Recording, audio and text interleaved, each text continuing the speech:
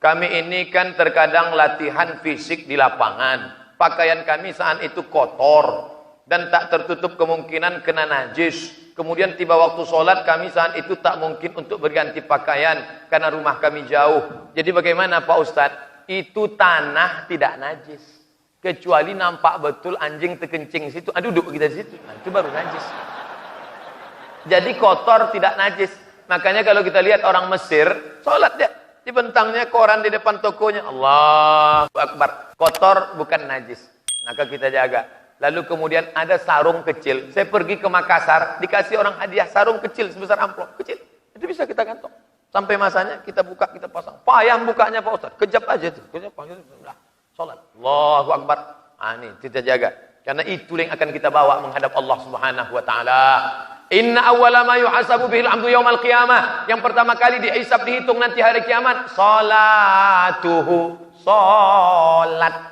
Kalau solatnya kacau, na'udzubillah, na'udzubillah. Apakah benar nanti di akhirat kita berkumpul lagi dengan orang-orang yang kita sayangi? Nampaknya tak sabar berjumpa dengan orang yang terkasih dan tersayang. Kira-kira Ustaz Somad nanti di akhirat jumpa tak dengan Pak Kapolda? Jumpa lah, apa pula tidak? Mohon maaf, terima kasih. Dan berkulit hitam peluk Nabi, kerat. Kenapa kau peluk aku? Aku budak hamba sahaya berkulit hitam, amalku tak banyak, aku miskin susah melarat. Tak mungkin aku jumpa dengan engkau ya Rasulullah. Apa kata Nabi? Almar'u ma'aman ahab. Orang akan bersama dengan siapa yang dia cintai. TNI, Polri, Satpol PP, MUI, alim ulama, insyaallah kita akan bersama di surga Jannatul Naim bersama Nabi Muhammad sallallahu alaihi wasallam. Amin ya rabbal alamin. Dengan syarat kita bercinta, berkasih sayang karena Allah Subhanahu wa taala. Dicari oleh Allah. Apa kata Allah? Ainal mutahabbuna bi jalali. Mana orang yang dulu berkasih sayang karena aku? Mana? Aku ingin memberikan mereka naungan di padang mahsyar pada saat tak ada naungan kecuali naungan aku. Mudah-mudahan saya, Pak Kapolda, Bapak pimpinan TNI Polri, semuanya termasuk yang dicari Allah dan mendapatkan naungan itu insyaallah. Amin ya rabbal alamin. Kami sebagai anggota TNI Polri ingin juga menjalankan sunnah Nabi, yaitu mencukur kumis dan merapikan jenggot. Ini nyindir saya nampaknya. Mentang-mentang saya tak berjenggot, tak berkumis. Tapi kami dilarang memanjangkan jenggot. Apakah kami berdosa atau membuat jenggot itu hukumnya sunnah? Dilaksanakan baik, tak mampu melaksanakannya tak apa-apa. Di Saudi Arabia tentara berjenggot. Kalau tak mau ribet panjang, jenggot tipis yang cantik, bagus. Yang sudah berjenggot jangan mengejek yang tak berjenggot. Yang tak berjenggot jangan mengejek berjenggot. Aku nengok kau ni ingat aku kambing. Nanti ngejek pula, aku kambing kau anjing gitu. Kalau orang sipil berkelahi tak apa-apa, tapi kalau tentara berkelahi bang, selesai, tamat riwayat. Adapun masalah boleh tak boleh ini tentu itu ada aturan di atas, maka itu digodok di DPR. Nanti akan ada satu pasal, bolehkah TNI Polri berjenggot? Nah, tapi kalau mau dilaksanakan, itu hukum berjenggot itu sunnah. Jangan kelahi gara-gara bulu. Korea Utara, Korea Selatan berkelahi, dibawa ke Den Haag Pengadilan Internasional. Kenapa kalian berkelahi? Gara-gara bom atom nuklir. Bangga aja. Datang orang kita dibawa ke Den Haag. Kenapa kelahi? Tapi sebagaimanapun juga berjenggot adalah sunnah Nabi Muhammad sallallahu alaihi wasallam. Agama saya dulu Buddha dan saya masuk Islam. Saudaraku mu'allaf, dan mu'allaf itu dosanya bersih, diulang hidupnya dari nol. Di dunia ini yang diulang dari nol dua. Yang pertama mu'allaf, yang kedua pegawai Pertamina. Ulang dari nol ya Pak. Suatu ketika saya berjumpa biku dan beliau memberikan salam. Apakah boleh saya menjawab salamnya? Idza sallama alaikum ahlul kitab faqulu alaikum. Kalau non muslim berjumpa dengan engkau, maka ucapkanlah jawabnya wa alaikum. Assalamualaikum wa alaikum. Apa arti wa alaikum? You too. Peace be with you too. Itu bahasa kampung kami dah. Karena kita merayakan ulang tahun dengan meniup lilin dan bertepuk tangan, bahkan bercampurnya laki-laki dan perempuan. Kita berdoa diajarkan Rabbana atina fid dunya. Ustaz Somad besok datang ke rumah ya, kenduri anak yatim. Karena anak saya ini pas hari kelahirannya. Boleh, silakan. Bapak-bapak TNI Polri, kebetulan anaknya lahir, bawa ke rumah anak yatim. Anak itu dibawa ke sana. Pak yatim, Pak penjaga panti yatim. Ya, berapa anak yatim di sini? Ada 200-an Pak. Tolong keluarkan, saya bawa nasi ini. Semuanya? Enggak, 10 bungkus saja. Makan kita sama anak yatim. Anak kita tuh bertanya, ya, papa, ya. Ini siapa nih? Ini anak-anak yatim. Ayahnya mana? Memdatema Tayabawati mati. Kau pun kalau macam-macam ku tinggalkan kau sini nanti. Dibawa dia ke mall, dia akan menjadi anak yang konsumtif. Tapi kalau kita bawa dia ke panti yatim, insya Allah dia menjadi orang yang bersyukur. Menangis dia, diciumnya, ayah jangan tinggalkan aku ayah, aku sayang papa, sayang mama. Ini baik. Adapun meniup-niup lilin tak usahlah lagi. Bagi yang sudah lalu, banyak-banyak istighfar. Astaghfirullah Rabbal baraya, astaghfirullah minal khataya. Menyebutkan selamat hari raya agama lain bagaimana Pak Ustaz? Kata Ustaz Adi Hidayat, oh saudaraku yang beda agama dengan aku tak mengucapkan selamat dengan engkau, bukan aku tak sayang kepada engkau saudaraku. Walaupun kau tak sekeyakinan dengan aku, tapi engkau tetaplah satu kebangsaan dengan aku. Kita di bawah naungan Negara Kesatuan Republik Indonesia. Bertetangga, silakan. Nikah anak dia Pak Ustaz, boleh saya datang? Silakan datang. Di mana nikahnya? Di hotel, datang. Selamat menempuh hidup baru. Tapi jangan doakan barakallahu lakuma. Itu doa tuh gitu. Boleh saya makan Pak Ustaz? Silakan makan. Di situ kan ada Muslim food. Silakan makan. Di sini non Muslim food. Jangan pula singgah ke sini. Habis makan sini, singgah aja ke sini.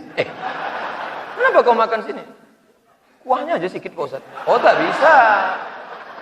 Jadi kita ini jangan main hantam kromo bantai saja riba sudah. Ada aturannya, main bola aja ada aturannya. Bertetangga silakan, sekantor silakan, nyewa rumah silakan. Saya kuliah di Mesir ada 6% Kristen Ortodok Koptik. Saya menyewa rumah Ortodok, belanja di tempat. Tapi ketika sampai dalam masalah akidah, wala ana abidu ma'abattum wala antum abiduna ma'abud lakum dinukum waliyadin. Ustaz, apakah boleh kalau seorang wanita berhias mencantik diri di rumah maupun di luar? Perempuan berhias untuk suaminya. Sekarang perempuan berhias bukan untuk suaminya, untuk suami orang lain. Kalau di rumah macam hantu. Pas mau keluar cantik. Berapa kali kita bertamu ke rumah orang, sampai di situ kita lupa. Ada Bu Anu, saya lah.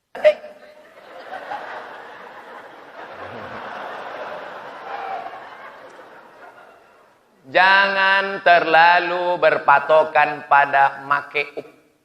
Make membuat up, naik ke atas. Salah pasang nanti orang senyum, kita senyum. Yang disenyumkan orang kita. Pasang hijau, kiri biru. Apa tak senyum orang nengok kita? Wah, sanglah bedak keli 3 inci. Wah, muka putih, tangan hitam. La ilaha illallah. Ini alis tak boleh dicukur. Ini alis apa bulu mata?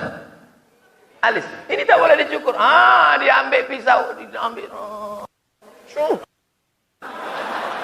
Tak mungkin pergi undangan sebelah. Cuma hilangkan dua-dua kalian. Kacau ni. Untung ada spidol whiteboard. Pasang lesang. Papa pergi dulu ya. Dah apa-apa. Sampai di tempat undangan, makan rendang, pedasnya minta ampun, kipas tak ada. Bawa keringat lah, luntur. Panas ya Jeng? Iya. Balik ke rumah mati lampu. Assalamualaikum. Assalamualaikum bang. Buka pintu. Si abang buka pintu, tengoknya. Allahu la ilaha illa qayyum la ta'khudhuhu sinatun wa la nawm. Kenapa tak pergi-pergi hantu ni? Aku bang bini abang. Kau rupanya gitu. Sampai mereka wanita itu cantik karena raut wajahnya bekas air wudhu. Wanita itu cantik karena pancaran matanya bekas baca Quran. Wanita itu cantik berseri karena tahajud di waktu malam. Siapa yang tahajud di waktu malam, tampak cahayanya sampai di waktu siang. Itu maka terang benderang kantor masjid Polda ini. Kenapa ada cahaya-cahaya dari sana. Yang jelas lampu hidup.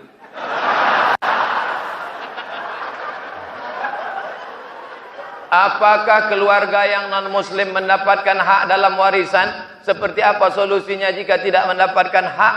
Orang tidak mendapatkan harta warisan disebabkan 3. Yang pertama, perceraian. Istri cerai, maka tak dapat hak warisan. Yang kedua, pembunuhan.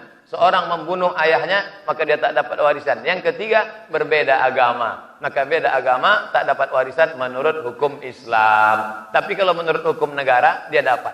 Saya masuk Islam, Pak Ustaz. Ya, orang tua saya non-muslim. Ya, meninggal dia. Lalu mereka kasih saya. Terima saja. Boleh. Kenapa? Karena hukum konvensional membolehkan non-muslim mendapatkan harta warisan. Apakah wanita yang banyak utang puasanya wajib diganti dengan bayar puasa atau dengan bayar fidyah? Setiap yang kita berada di depan ini pertanyaan ini penting. 90 hari mak kita tak puasa. 8 tuh Pak Ustaz. Oh ya. Saat kita berada dalam perutnya, 30 hari dia tak puasa. Saat menyusu tahun pertama, 30 hari dia tak puasa. Saat menyusu tahun kedua, 30 hari dia tak puasa. Saat dia mau mengganti di tahun ketiga, adik pula menyusul. Makanya kalau suami itu ngaji, ngerti agama, diajaknya istrinya, puasa Senin Kamis, niat qadha. Maka setahun bisa lunas 80 hari. Senin, Kamis, Senin, Kamis, Senin, Kamis, Senin, Kamis. 1 bulan 8 hari, 10 bulan 80 hari lunas. Selesai anak pertama. Maka qadha, bukan kobo. Kobo basuh tangan. Qadha, ganti puasa. Kalau ibu tidak puasa karena diri ibu, maka ibu qadha saja. Tapi kalau ada unsur anaknya, janinnya lemah, terancam kesehatannya, maka qadha plus fidyah. Tak ingat saya Pak Ustaz, download buku 30 fatwa seputar Ramadan di Play Store. 30 fatwa seputar Ramadan. Penulisnya Abdul Somad LCMA. Gratis. Udah saya download, kenapa nggak dapat Pak Ustaz? Paket tak ada. Apa hukum dalil menyogok dan mendapatkan suatu jabatan? La'ana Rasulullah sallallahu alaihi wasallam. Rasulullah melaknat, Allah melaknat ar-rashi yang memberi sogok, wal murtashi dan yang menerima sogok. Berapa lama kau nikmati duit sogok itu? Sogok, bawa ke Makkah. Labbaik Allahumma labbaik, labbaik Allahumma labbaik. Apa kata malaikat? La labbaik wala sa'daik. Kau tak dapat panggilan, kau tak dapat haji mabrur, zaduka haram, karena kau berangkat dengan uang haram. Patutlah dia tak mabrur Pak Ustaz, tak ada perubahan. Iya, dulu sebelum berangkat haji bercelana pendek, sekarang tak bercelana. Na'udzubillah. Mohon penjelasan dari Ustadz tentang isbal. Kaki celana melewati mata kaki namanya isbal. Ini kaki celana melewati mata kaki ke bawah, ini isbal. Sarung, jubah melewati isbal. Kalau isbal gimana? Finnar, di bawah mata kaki masuk neraka. Jadi kalau gitu Ustadz masuk neraka lah nih. Iyalah masuk neraka. Kalau gitu naikkan ke atas. Itulah maka banyak orang menggunting kaki celananya. Menggunting dengan yang belum menggunting. Kok kenapa tak kau gunting? Neraka nih. Kalau yang menggunting dengan yang tak menggunting kelahi, maka yang senang siapa? Yang tak bercelana. Maka dalam hal ini Bapak perlu paham. Tiba-tiba nanti terjadi keributan di masjid. Gara-gara apa? Gara-gara kaki celana. Kenapa kalian ribut? Katanya Pak Ustadz, katanya Pak Polisi, yang di bawah mata kaki masuk neraka. Memang betul yang di bawah mata kaki masuk neraka menurut satu hadis. Tapi dalam hadis yang lain, man jarra thawbahu khuyala, kalau sombong. Kalau tak sombong tak apa-apa. Karena dulu pakaian orang kafir Quraisy, pakaian orang Persia, pakaian orang Romawi, jubahnya panjang-panjang. Maka yang dimaksud Nabi itu kalau panjang berelak-elak ke bawah, itu sombong baru neraka. Kalau tak sombong tak apa-apa, kata Imam Syafi'i. Kalau tak sombong tak apa-apa, kata Imam Nawawi. Kalau tak sombong tak apa-apa, kata Imam yang ditulis dalam kitab Syekh Yusuf Al-Qardawi. Kalau tak sombong tak apa-apa, dalam kitab Subulus Salam. Kalau tak sombong tak apa-apa, kata Imam Syaukani dalam Nailul Autar. Maka Pak Polisi, tentara bisa menjadi orang memanage manajemen konflik. Jadi paham agama ini bukan hanya tanggung jawab Ustadz saja. Bagaimana dengan tahlil Pak Ustadz? Tahlil. Baca tahlil. La ilaha illallah. La ilaha illallah. Apa salahnya? Tahlil boleh, tahlilan tak boleh. Yasin boleh, yasinan tak boleh. Jumat boleh, jumatan tak boleh. Atau ada sembahyang Jumat. Maka tahlil mengirimkan doa untuk orang meninggal dunia sampai. Saya tak ada hubungan dengan Pak Polisi, dengan Pak Tentara, dengan Pak Angkatan Laut. Mana mungkin doa saya sampai? Sampai. Makanya kalau kita lewat di makam, kita ucapkan salam. Assalamualaikum ya ahlal kubur. Selamatlah kalian wahai penghuni kubur. Doanya sampai. Makanya salam itu dibagi 3. Salam yang pertama wajib dijawab. Itu salam saya pertama tadi. Assalamualaikum warahmatullahi wabarakatuh. Semua menjawab. Salam yang kedua tak boleh dijawab. Salam imam nanti sholat Jumat. Assalamualaikum warahmatullahi wabarakatuh. Waalaikumsalam Pak Imam. Salam yang ketiga kita tak ingin mendengar jawabannya. Mana itu? Itulah doa untuk orang meninggal dunia. Kalau kita lewat di makam. Assalamualaikum ya ahlal kubur. Sempat dia menjawab. Waalaikumsalam. Maka doa untuk jenazah itu sampai. Allahumma fir lahu warhamhu wa'afihi wa'fu anhu wa akrim nuzulahu wa siyama dakhalahu waghsilhu. Baca buku saya 37 masalah populer. Buku saya rata-rata insyaallah tujuannya semua Kamtibmas. Keamanan, ketertiban masyarakat dari aspek agama. Heboh masalah akikah kurban, buka buku saya 30 tanya jawab kurban. Heboh masalah zakat, buka pengajian tentang zakat profesi. Heboh masalah bid'ah, buka 37 masalah populer, gratis, download internet. Boleh dicetak, boleh, silakan cetak, tapi jangan dibuat di sampulnya, coblos nomor 2 aja. Pak Ustadz, apa hukum wanita muslim tak mengenakan jilbab? Ada orang tak berjilbab, lalu saya usir, pergi sana. Itu bukan mengajak. Kita ini mengajak bukan mengejek, merangkul bukan memukul. Betul? Ada orang hadir ke majelis pengajian Buya Hamka, tidak pakai jilbab, kukunya panjang, kuteknya tebal. Setelah saya acara pengajian dia datang, Buya Hamka, iya, aku belum pakai jilbab, kukuku panjang, kutekku tebal. Apa kata Buya Hamka? Anakku, nanti kalau imanmu menebal, kutekmu menipis. Salam kata-kata Buya Hamka. Mula-mula kau pengajian dulu. Nanti setelah itu kau pakai jilbab. Habis itu kau potong kuku yang panjang. Kuku sebelah kiri panjang. Gimana cebok? Nanti masak bakwan. Insya Allah semuanya akan baik. Berproses. Mungkin jilbabnya pasrah tapi tak rela dulu. Sudah agak-agak lama baru naik ke proses jilbab yang model keduanya. Jilbab sakratul maut. Yang lihat di leher itu. Dia setelah lama-lama barulah jilbab panjang. Berproses. Nanti kalau nampak ingat itu Pak Ustadz, itu level 2 tuh. Kalau yang itu level 3 tuh. Nah, sama-sama tahu. Semuanya insya Allah masuk ke dalam hidayah Allah Subhanahu wa taala. Amin. Ada juga yang menggunakan jilbab kerudung tapi rambut bagian atas. Itu pasrah tapi tak rela tuh. Level 2. Apakah saya berdosa? Saya menikah. Menikah kok berdosa? Tanpa restu dari orang tua. Apakah saya berdosa kalau saya menikah menggunakan wali hakim karena orang tua saya tak setuju? Pergi ke pengadilan, di sana ada kertas formulir untuk orang yang orang tuanya tak setuju, nanti disidangkan. Kalau orang tuanya matre, karena duniawi, beralih perwalian dari wali ab'ad, akrab ke wali ab'ad. Jangan langsung wali-wali hakim aja, ada prosesnya itu. Ada orang tua itu tak setuju. Aku tak setuju kalau menantu sama dia.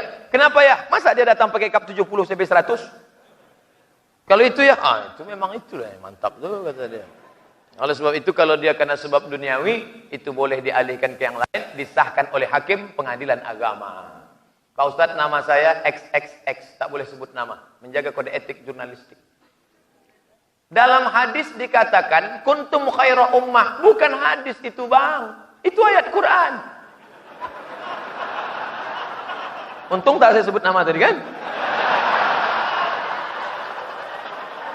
Kenapa sekarang umat Islam selalu dibully, dikatakan teroris, dikatakan bodoh, dikatakan miskin? Atas penjelasannya saya ucapkan banyak. Karena kita tidak berbuat, tidak action. Ustadz Somad cuma ceramah aja, actionnya kapan? Ada pekerjaan, profesi, perbuatan yang memang dia apa? Anggota DPR, parlemen, parle itu artinya ngomong. Mereka memang ngomong, tapi ada yang tak ngomong. Tukang tak boleh ngomong. Kalau dia ngomong, tak jadi satu batu. Itu aja. Ini harus ngomong. Parlemen tuh harus ngomong. Kalau dia tak ngomong, tidur aja, makan gaji buta, haram dia di sana. Oleh sebab itu maka ini penting. Maka kita akan bangkit insya Allah kalau kita bersinergi. Kembali lagi, soliditas, sinergitas. Setelah kita aman, barulah masuk investor-investor asing. Barulah kita selamat. Gimana mereka mau menarik karyawan, pegawai kalau semuanya mabuk tripping? Minum tadi malam, mabuk pagi nih. Orang sebelum masuk ke dalam berkipas begini. Setelah masuk kipas diam, kepala bergoyang. Apa tak kacau? Apabila suatu penyakit tidak terdeteksi oleh medis, lalu dibaca ke paranormal, dukun, apa pakai paranormal? Apa hukumnya Pak Ustaz? Jangan pergi ke dukun. Man atakahinan, siapa yang datang ke dukun? Fasaddaqahu bima yaqul, percaya kepada cakap si dukun. Falam tuqballahu salatun arba'ina yauman, tak diterima salatnya 40 hari 40 malam. Jadi perginya ke mana? Ruqyah. Kalau di Pekanbaru tahu saya tempatnya, Jalan Sumatera, Masjid Al-Falah, Ustadz Saifullah, nomornya 119. Kalau emergensi 911. Kalau diganggu hantu jembalang tanah, suster ngesot, Dracula, itu 119. Nanti dibacakannya ruqyah. Allahu la ilaha illa huwal hayyul qayyum, la ta'khudhuhu sinatun wa la naum. Keluar jinnya insyaallah. Al-Quran adalah kitab yang kita yakini paling lengkap dan sempurna. Apa hikmah yang terkandung dari turunnya kitab Al-Quran terakhir dari kitab-kitab lain? Kenapa enggak langsung saja diturunkan satu kitab Quran saja? Padahal Allah Maha mengetahui. Ini zaman ada masanya. Ketika itu yang hebatnya sihir. Datang Nabi Musa alaihissalam. Ketika itu datang mukjizat, bisa orang menghidupkan orang mati, mengobati penyakit lumpuh dan buta. Datang Nabi Isa alaihissalam. Baru pada masa datangnya syair yang begitu indah, maka datanglah Al-Quran sebagai penyempurna. Ini namanya proses. Kitab yang dulu tak ada hukum. Isinya sopan santun, budi bahasa, tata krama etika. Tapi setelah Al-Quran datang, maka dia mengandung hukum yang tegas. As-sinnu bisinni, dipatahkannya gigimu, patahkan juga gigi dia. Al-ainu bil aini, dicucuknya matamu, colok juga mata dia. Wal juruhat qisas, dilukainya pipimu, lukai juga pipi dia. Koma, itu belum titik.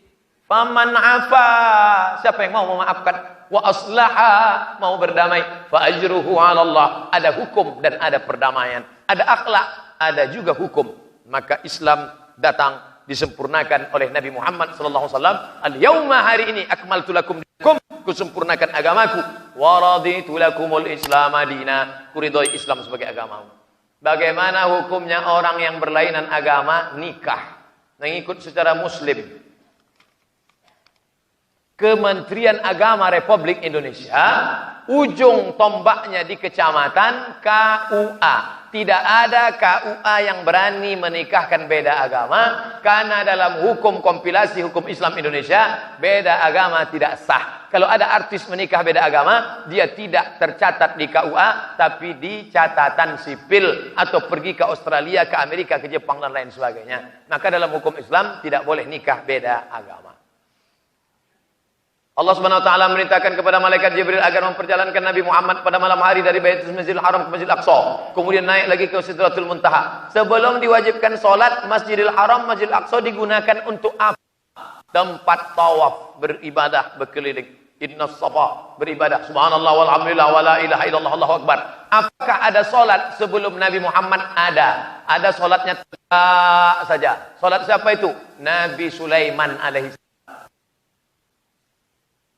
Ketika dia tegak megang tongkat, tiba-tiba tongkatnya dimakan rayap, patah, jatuh dia. Rupanya Nabi Sulaiman sedang tegak, karena sholatnya tegak saja. Ada yang sujud saja, ada yang duduk saja. Semua sholat itu terangkum dalam sholatnya Muhammad sallallahu alaihi wasallam. Ada tegak, ada ruku, ada i'tidal, ada sujud, ada duduk antar sujud, ada sujud, ada salam. Itulah sholat yang paling sempurna. Sebelum naik ke Sidratul Muntaha, Nabi sholat 2 rakaat. Sholat sunat apa namanya Pak Ustaz? Dari mana dia mendapatkan contohnya? Wa ma yantiqu anil hawa. Dia tidak bicara menurut hawa nafsunya. In huwa illa wahyun yuha. Melainkan wahyu dari Allah Subhanahu wa taala yang dibawa oleh Jibril alaihi salam. Sholat apa namanya? Sholat sunat di dalam Masjid Al-Aqsa. Tapi tak disebutkan apakah solat sunat tahiyatul masjid, apakah solat sunat hajat, apakah solat sunat taubat, apakah solat sunat mutlak. Syekh Atiyah Sokor dari Al-Azhar hanya mengatakan solat sunat saja. Langkah rezeki pertemuan maut sudah diatur Allah. Betul. Kenapa orang musyrik di luar agama Islam selalu mendapatkan apa yang diinginkannya, sementara mereka bukan menyembah Allah? Bismillahirrahmanirrahim. Semua dapat. Macam orang kasih beras pada ayam. Kasih ayam. Semua ayam dapat. Ayam jahat dapat, ayam baik dapat. Siapa yang kuat cotoknya, dia dapat banyak beras. Tapi ada rahim. Hanya dapat orang beriman saja. Makanya dalam Al-Quran, Ghafurur Rahim. Bukan Ghafurur Rahman. Oleh sebab itu kita mendapatkan Rahman dari Allah. Jangan sangka kalau rumah besar, mobil besar, kebun besar, bini besar, lalu kita anggap itu nikmat. Belum tentu. Kalau kau punya mobil, dengan mobil itu kau sering ke masjid, nikmat. Tapi dengan mobil itu kau buat dosa, laknat. Kalau jabatanmu tinggi, dengan jabatan itu kau bisa tolong agama Allah, rahmat. Tapi dengan itu kau terjerumus dalam neraka, laknat. Banyak orang menyangka kalau punya kekuasaan, kalau punya kemasyhuran, kalau punya harta, nikmat. Belum tentu. Tergantung bisa membawa engkau ke dalam rahmat Allah atau justru menjadi laknat Allah Subhanahu wa taala. Dalam saya berceramah selama di Kepri ini, di kantor Pak Polisi ini paling banyak pertanyaan. Artinya apa? Pengajian ini bukan formali. Ada pengajian itu, yang penting selesai, selesai Pak Ustaz. Dah, memang betul-betul mengaji. Tengoklah, hampir sebesar skripsi.